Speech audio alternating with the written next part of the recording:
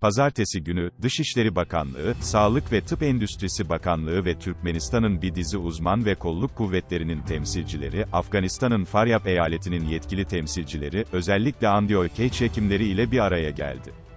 Kançarba, Burgun bölgeleri ve Afganistan'ın Akina Gümrük Noktası Başkanı. Toplantı sırasında taraflar, sıhhi ve epidemiyolojik standartları dikkate alarak YMYM Nazar Akina Kontrol Noktası'nın kontrol noktası çalışmalarını güçlendirme konusunda anlaştılar.